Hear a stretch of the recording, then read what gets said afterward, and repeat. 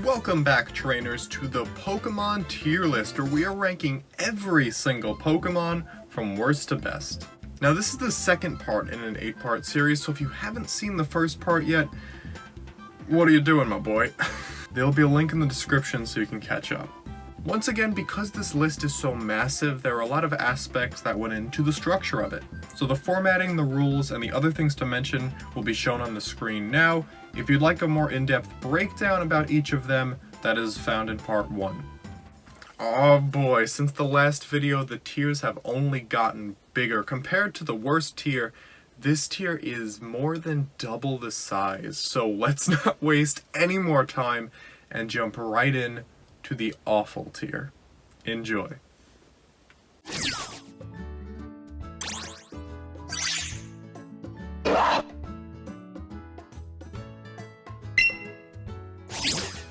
Starting off the awful tier, we have Bagon.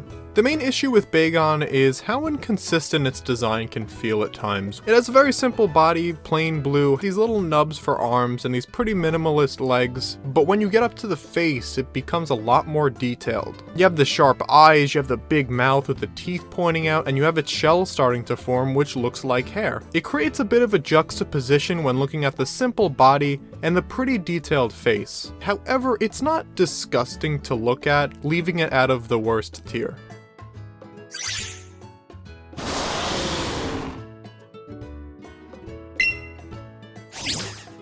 We have our second Galarian fossil making this list with Arctovish. Arctovish suffers from a similar problem to Arctozolt, where it just looks in pain. Its head is upside down. It just looks hard to live like that, and it makes me sad to look at it because it's like, how do you see where you go and how do you eat? It looks so uncomfortable. The reason it's in the awful tier and not in the worst tier like Arctozolt is because it looks like it makes sense as a complete design, honestly, out of all of the Galarian fossils, and it's mainly due to the coloration. Both pieces of the fossil are light blue, so it looks good when it's smushed together, such as the arms and legs. They all look like little flippers. It looks decently consistent.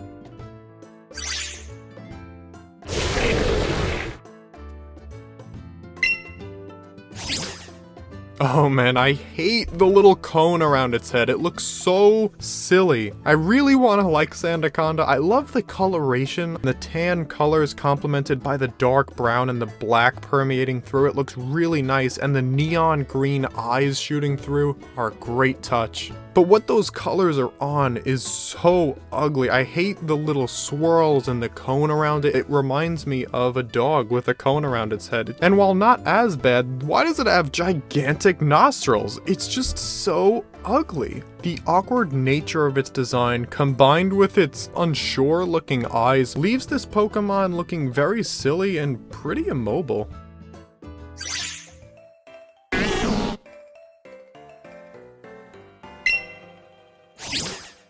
Yeah, I mean, there's not much to say here. It's just a Pinecone. There's gonna be a couple Pokemon in this tier where it's just a thing that doesn't really have much to push it further, and Pineco is the first example of that. Some of you may argue that since Pineco is literally just a Pinecone, it should be lower than Pokemon, even in the worst tier, because there really is nothing going on here. However, I think Pineco is fine. There are some aspects I enjoy about Pineco. They at least colored it differently. From a Pinecone, it's not brown, it's green, and then the red eyes actually complement that color pretty well. And the true Pokemon fans will know that this is because Pineco isn't actually a Pinecone. It's a bagworm camouflaged to look like a Pinecone, which is very clever, but we're still ranking the design only, and at face value, it's just a Pinecone.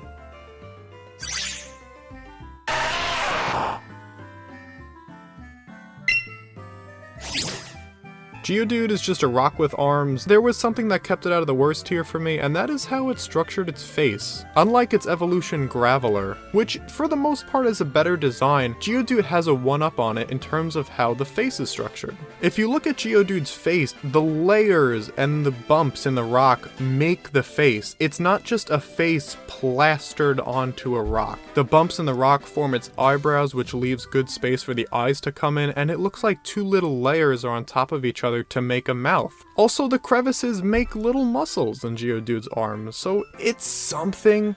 But at the end of the day, yeah, it is still just a rock with arms, but there are little things to appreciate about Geodude's design.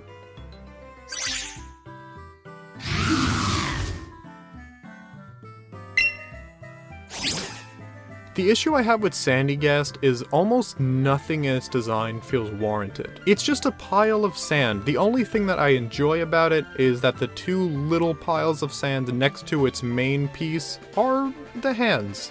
That's a nice touch. Unfortunately, everything else just doesn't feel like it needs to be there. I understand the shovel in its head has a purpose for how it lives, however, in terms of a design, it just looks stuck on. And the eyes and mouth just feel thrown on there. I appreciate that the mouth goes through its entire body, however, when Piloswine uses its eyes and mouth in tandem with how its design is structured, Sandygast feels like the eyes and mouth were just thrown onto a pile of sand.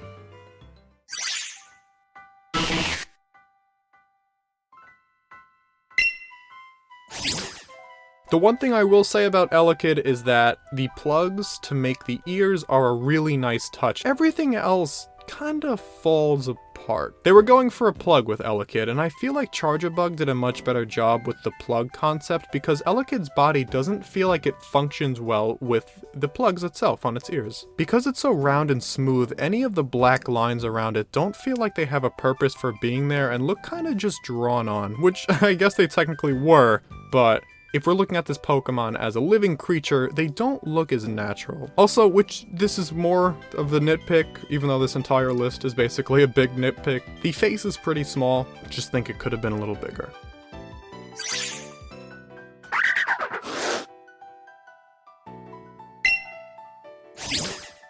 Yungoos feels like a worse Linoon in terms of this long and slender rodent, and it mainly has to do with the face. The yellow hair going up its back and forming a haircut on its head looks pretty unnatural. I think if they just gave it little tufts at the top of its head, it would have looked a lot better. The little haircut kind of pushes into its eyes, and because its mouth is so big with these big teeth, it crushes the eyes and the nose together, and it makes its entire face focused on either the hair or the teeth, and you kind of lose anything else in the face.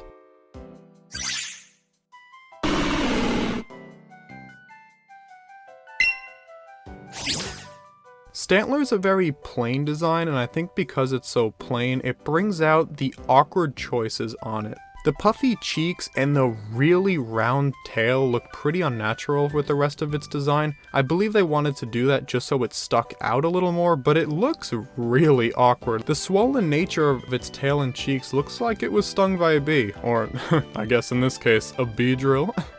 The one design choice I really enjoy with Stantler are its antlers. It looks like a reindeer. And honestly, with Pokemon Go's recent introduction of the Christmas-themed Stantler, I think that would have really worked for its design, giving it bells around its neck. If you went all in on the Christmas theme and made it a counterpart to Delibird, I think we could have had a much better and a lot more memorable design.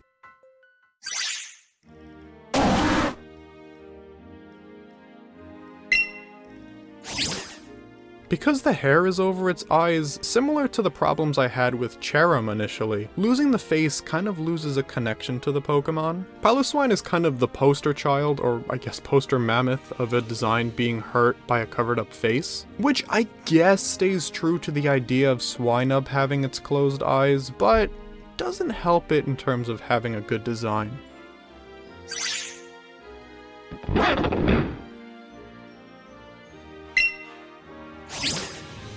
Oh man, I don't know about you guys, but just using veins as a design choice is just flat out disgusting for me. And while it's not the worst part of Gurdurr's design, it's definitely not helping its case. One thing I don't like with the change from Timber to Gurdurr is the change of nose. Timber had a black nose, but in the transition to Gurdurr, they gave it a red nose, and it just looks like a clown now. Combined with its kind of burnt pie looking hairstyle, it makes the face look very bumpy and silly for no reason, and I think that goes against the idea of having Gurdurr being this big, intimidating strongman.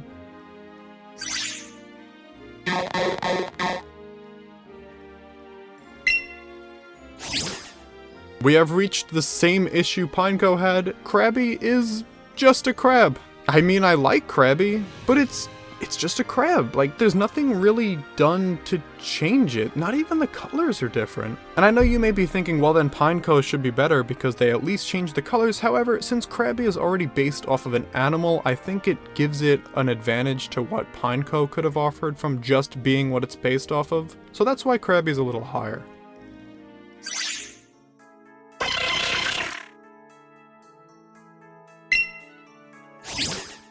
Exeggcute confuses me. I don't like how half of its entries state that it's eggs and the other half state that it's seeds, but regardless, they're a pile of, I'm just gonna call them eggs. Similar to Krabby and Pineco, there's not much done to change them from what they're initially based off of. There are some aspects I enjoy about Exeggcute. I like how they gave each egg its own specific emotion and face, kind of like what they would do with Dodrio. And because we gotta mention it, that cracked egg in the back.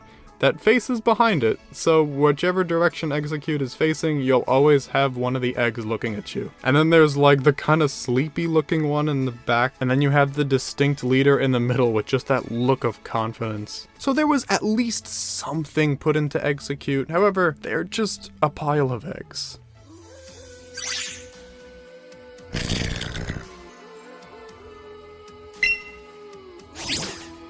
Rolycoly is kind of the peak of the it's just a rock design. While Geodude just had these arms sticking out of it for no reason, Rolycoly puts two pieces of coal together and uses one of those coals sideways and makes it a wheel, which justifies how it moves around. And then surrounds itself with other little rocks, giving some detail to its design. It's still just a rock, but honestly, with what they did to it, yeah, this one works.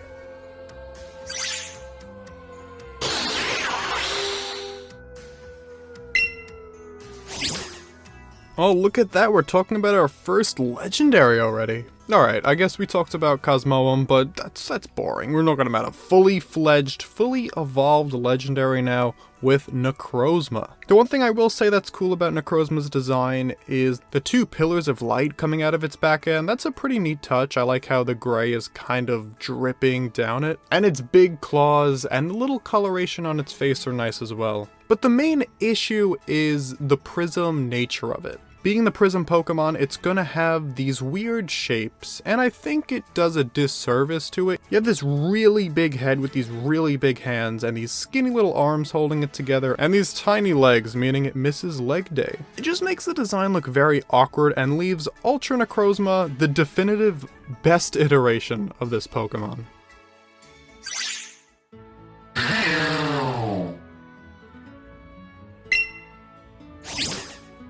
It's honestly just the forehead scale that kind of ruins it. Hakamo-o really does look like the bridge between Como-o and Jangmo-o, but it's just very awkward in between, and I think it didn't need to be. Como-o has this big scale headpiece, and I think with Jangmo-o already having that kind of one forehead scale, they really could have given Hakamo-o a couple more scales on the top of its head. Because with the single scale still being there, it now looks like everything is grown about it except a little piece of it awkwardly sticking out, and it ruins the design in a way.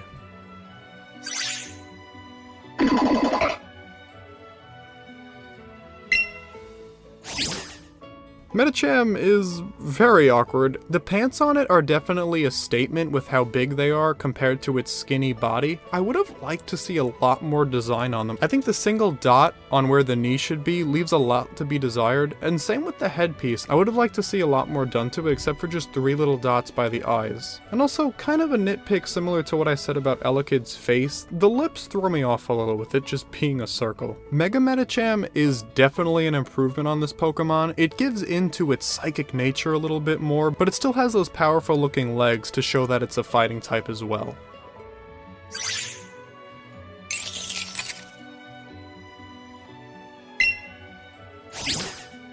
Everyone say it with me now, Klefki is just a key. However, I think Klefki pushes the boundary a lot more on the creativity side of its design in comparison to Exeggcute. All the keys are different, and the little pink parts of its design show that it's a fairy type, which is a nice little touch. Also, they used the design of the key to make its face, which is really creative, even though the face is kind of a keyhole, so the key itself is a keyhole.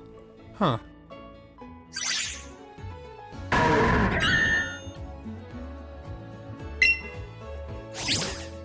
Oh dude, Bastiodon's face is so ugly. It continues the trend of what Shieldon began with having its entire face just be this set piece.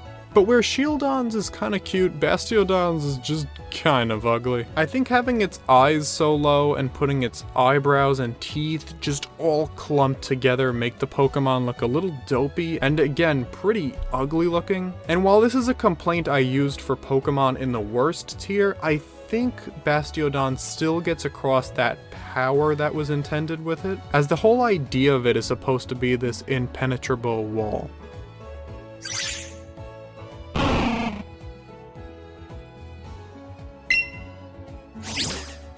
The one good thing I will say about Magby is I like how the little belly is shaped like a flame. That's a really nice way of showing that it's a fire type besides just being red. But it's just that head, man. It's the Gurdurr problem again. I don't understand the popcorn looking heads. It just makes the Pokemon look silly. And I guess maybe that's the point for Magby because it's just a little baby. But combine that with its little like nozzle mouth, it makes the Pokemon look pretty dopey.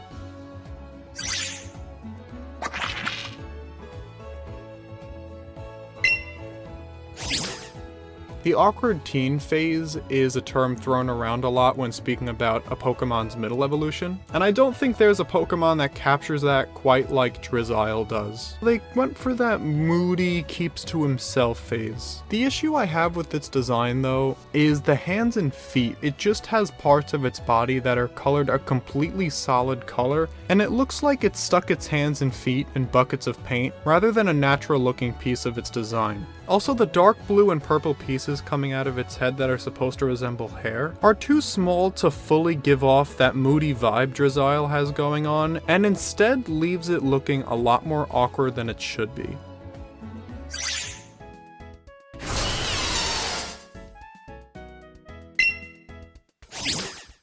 The idea of having a building be the basis for a Pokemon, with a slight inspiration from Mechagodzilla. While a fascinating idea and concept, unfortunately Duraludon does not pull it off very well. Due to being based off of a building, the design comes across as very stiff looking. The arms being pointed up makes it look like it's ready for a fight. Due to the building inspiration, the large legs and the long body leave the arms looking very awkward. Another issue with Duraludon is its face. It looks like it's being crushed into its neck. Very cool in concept, flawed in execution.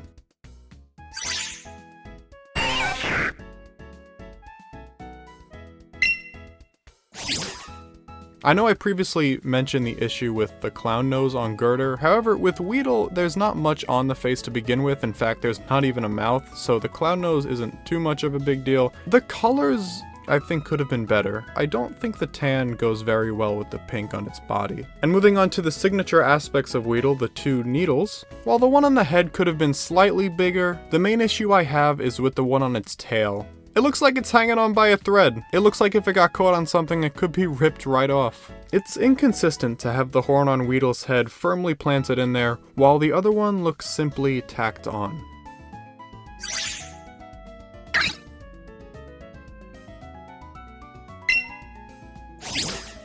Luvdisc is just a heartfish. It's a cute one. In fact, I really like how the point of the heart makes its lips, but just a heartfish. You know, there's nothing more to really say about it.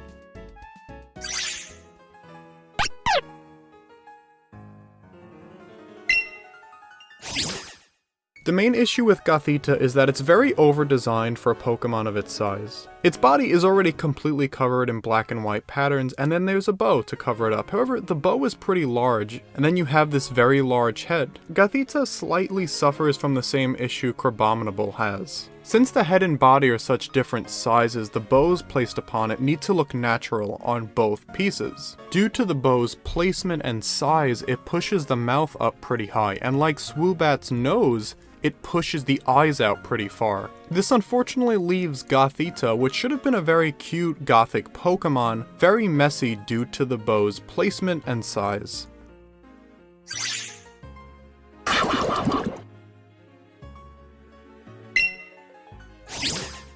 Oh man, I bet you guys were expecting Bruxish in the worst tier, weren't you? Bruxish isn't that horrible. It's bad. The colors are very loud, and the loudness also goes to the choices of design. With a combination of lips and teeth, creating a type of femme fatale look. The lashes as well give into this idea. It's a very, very in-your-face and loud Pokemon, and to many, that's kind of too much. And while, yes, it is too in your face, I think there's a little bit to appreciate about Bruxish. The coloration on it, like the pink and yellow, and the little bit of blue, actually blend together pretty nicely. It's just those teeth, the lips, there's too many things going on here for its own good. Similar to Gothita, however, Bruxish's design is not compensated in the way Gothita's is.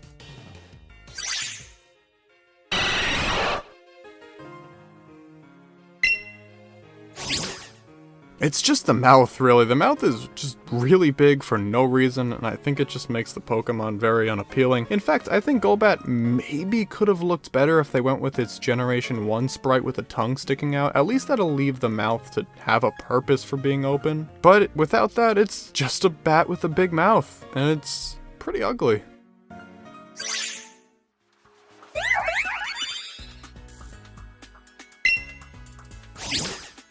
I think the origin of Carbink being a servant to Diancie kind of undermines the design. However, what we have here is kinda cute. I think the light blue does really well on top of the gray with the little white around its face, but besides that, it's just pretty boring. Diancie obviously does the design of jewels and a rock much better, and Carbink has left the Pokemon with not much personality, but there are tiny things to appreciate about it.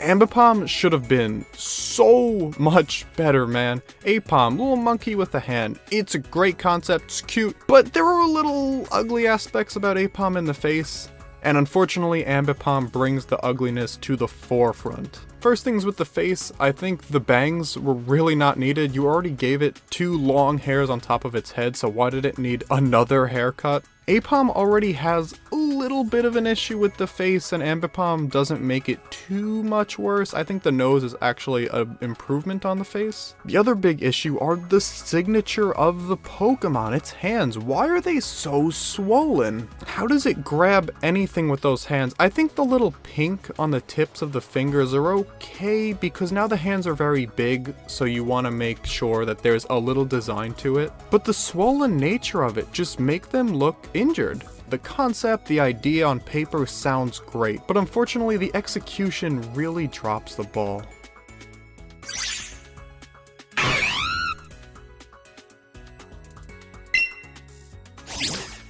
Prinplup doesn't do much from Piplup to really stand out on its own. The signature piece of Prinplup is definitely the beak going around its head and the sort of mask going around the eyes. Unfortunately, the beak is very small.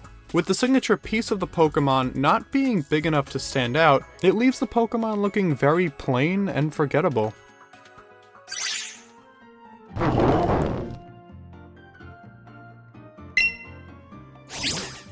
Pignite is also in the same boat as Prinplup, being the awkward middle stage. However, it feels like there was just a little too much with Pignite. Similar to Quilladin, I think the body being very round kind of leaves the limbs making it look immobile. And the singlet doesn't help, as it emphasizes the round nature of Pignite and makes it looking very awkward in the end.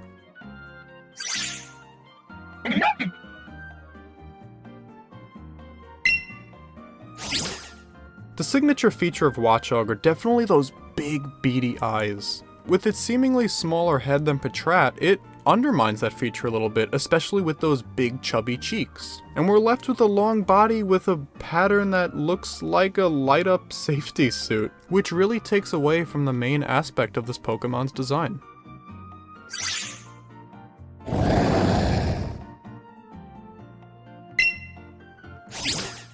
Barraskewda has a ugly face. I hate how the mouth curls at the tip and how the eyes are so tiny but the mouth is so big. but man, the body design is so cool. The propeller tail is such a smart idea. The orange sticking out in contrast to the brown and slightly tanned yellow is really nice. And the white skeleton pattern through it is such a great design choice. And the headpiece kind of sticking onto it like a mask almost. If it wasn't for that ugly face, Bastiodon would have been so much higher.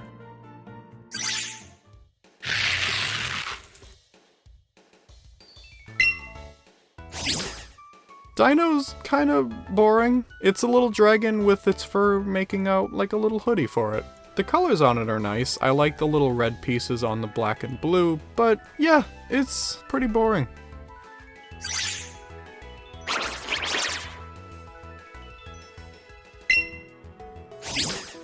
Greedent slightly grew on me. It was a little lower in this tier before, but look at its dumb, happy face. It's very, very plain. It's just a naturally colored squirrel with the only few pieces of creativity being its freckles and the couple of hairs sticking out of its tail, which, yeah, doesn't really do much.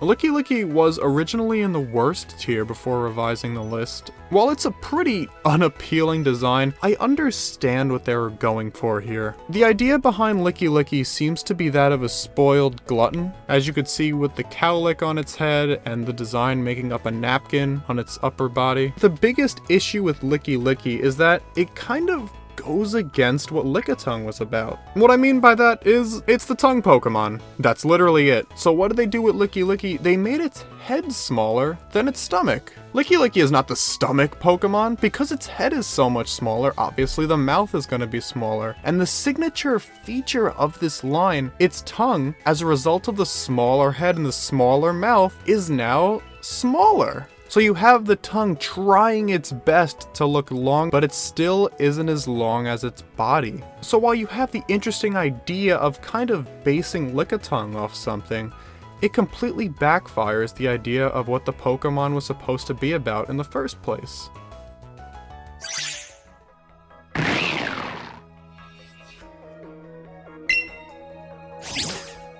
Oh man, people hate this line from Gen 6. Pineco is not terrible, but they're just two barnacles sticking out of a rock. I think the idea of having the barnacles shaped as hands are a lot better executed with Barbaracle, but for Pineco, yeah, it's just two barnacles sticking out of a rock. They don't even have distinct personalities like Exeggcute, they're both just angry. You might be asking, then why is it higher than Exeggcute? Well, that's because Pineco at least is a cohesive design. Barnacles do end up on rocks, so it makes sense for them to be growing out of a rock, while Exeggcute is kind of just eggs or seeds just scattered around.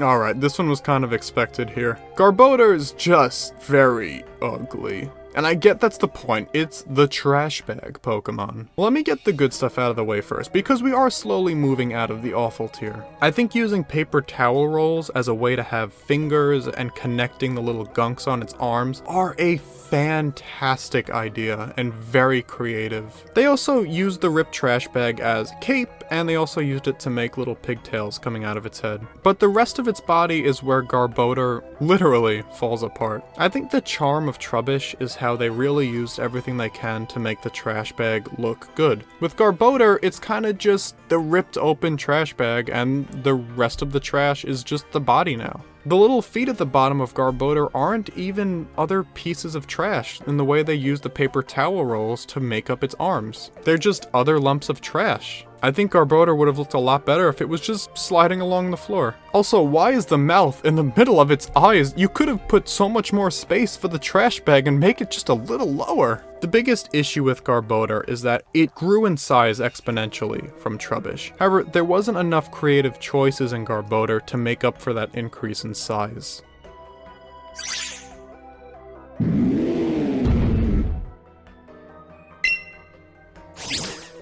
Turtonator was so close was so close to being a good design that it pains me that it turned out the way it did. The signature of Turtonator is definitely its shell. In fact, it's mostly depicted with its shell outward, but the only design they put on the shell were rocks pointing out of it. Like, that's it? That's all that was done to it? There's 2 little colors on it and rocks? And what's even less detailed is the other side of Turtonator. There's just a big hole in its chest, which has a logical reason for being there. The explosion that's caused by the shell is released through the hole in its chest. But there's nothing else there. You could argue that Turtonator's face is a little ugly with its nose. I like that idea that it kind of acts as just a cannon for a flamethrower. And the sunken-in eyes do a really good job of showing that this Pokemon isn't messing around. I also love that the shell has a little mini version on its head, like a little cowboy hat that goes over its eyes a little bit. But the body, which is the main point of Turtonator, doesn't have enough detail in it to really show off how cool it could have been.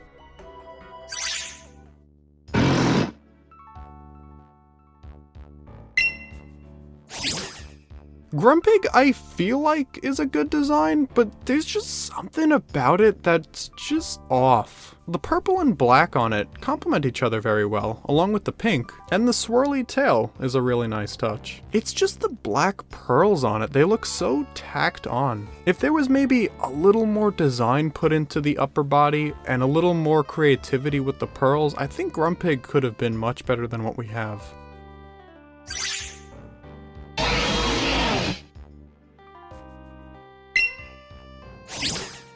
Up next we have Rhyperior, and let me get the good things out of the way. First up, I really like how its tail is shaped like a wrecking ball. That's cute. But the best part about Rhyperior are definitely those stalagmite arms. And the hole in its palms make those stalagmites have a double use as a cannon. But oh man, everything else, why is it so round and decked out in construction gear? There was a point made to make the arms so pointy, so why is the rest of the body so circular? It undermines the horn a little bit, honestly, which is the main point of the Rhyhorn line. All of this, combined with the teeth now sticking out of its mouth, make Rhyperior look a lot less intimidating than it should be.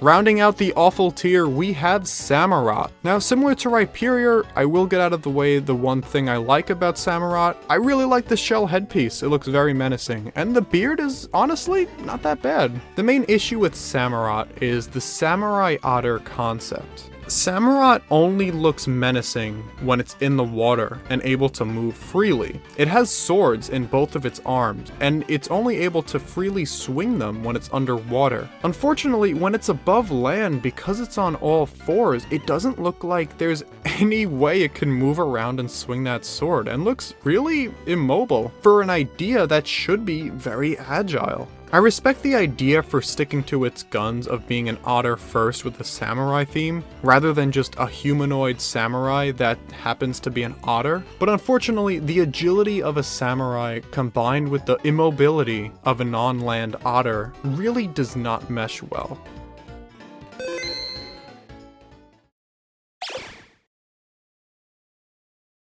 Alright, that does it for the awful tier. I don't think there's any too controversial picks in this tier, at least not to the lengths of Appleton in the last video. In fact, let's get the worst tier up in there as well, so we can combine the two.